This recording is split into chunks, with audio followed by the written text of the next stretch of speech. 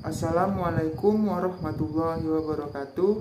Perkenalkan, nama saya Ricky Fardian dengan NIM 2210863007. Di sini saya ingin menyelesaikan UTS mata kuliah Sistem Ekonomi Pembangunan Indonesia yang diampuh oleh Bapak Muhammad Taufan Arifuddin yang membahas tentang inovasi dan masa depan ekonomi Indonesia di era digital.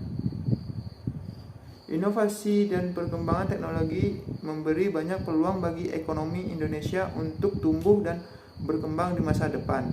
Namun, tantangan juga akan ada dan harus diatasi untuk memanfaatkan dari era digital ini. Beberapa inovasi yang dapat mendorong pertumbuhan ekonomi Indonesia di era digital adalah e-commerce dan pasar online. Pasar online terus berkembang pesat di Indonesia dan memberikan kesempatan bagi pelaku usaha untuk memasarkan produk mereka kepada masyarakat lebih efisien. Platform seperti Tokopedia, Shopee, Bukalapak, dan Lazada telah menjadi pilihan bagi banyak pelanggan yang ingin berbelanja secara online. Ini juga membuka kesempatan bagi pelaku usaha kecil dan menengah untuk memasarkan produk mereka ke pasar yang lebih luas. Yang kedua, financial technology atau fintech. Fintech juga menjadi inovasi yang mendorong pertumbuhan ekonomi di Indonesia. Dalam beberapa tahun terakhir, banyak platform fintech yang beroperasi di Indonesia, seperti OVO, GoPay, dan Dana.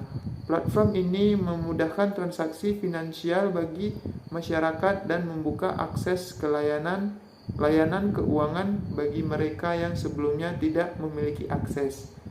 Yang ketiga, yaitu teknologi pertanian. Indonesia adalah negara agraris, sehingga teknologi pertanian dapat menjadi inovasi yang sangat penting untuk pertumbuhan ekonomi di masa depan. Teknologi seperti drone, sensor, dan Internet of Things dapat membantu peningkatan efisien produk pertanian dan membuka peluang baru untuk produk pertanian Indonesia di pasar global. Namun, ada beberapa tantangan yang harus diatasi untuk memanfaatkan dari era digital ini. Beberapa tantangan tersebut adalah infrastruktur digital. Infrastruktur digital masih belum merata di seluruh Indonesia, terutama di daerah-daerah yang terpencil dan sulit dijangkau. Hal ini dapat menghambat pertumbuhan ekonomi digital di daerah-daerah tersebut. Yang kedua, keamanan cyber. Dalam era digital, keamanan cyber sangat penting. Namun, masih banyak serangan cyber yang terjadi di Indonesia, seperti pencurian data pribadi dan peretasan situs web. Keamanan cyber yang buruk dapat merusak reputasi bisnis dan menghambat pertumbuhan ekonomi digital. Yang ketiga, keterampilan digital. Untuk memanfaatkan dari era digital, masyarakat Indonesia harus memiliki keterampilan digital yang memadai. Namun, masih banyak masyarakat yang belum terampil dalam menggunakan teknologi digital.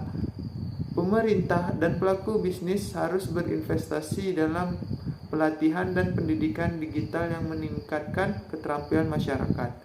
Secara keseluruhan, inovasi dan teknologi digital dapat menjadi pendorong utama pertumbuhan ekonomi di Indonesia di masa depan.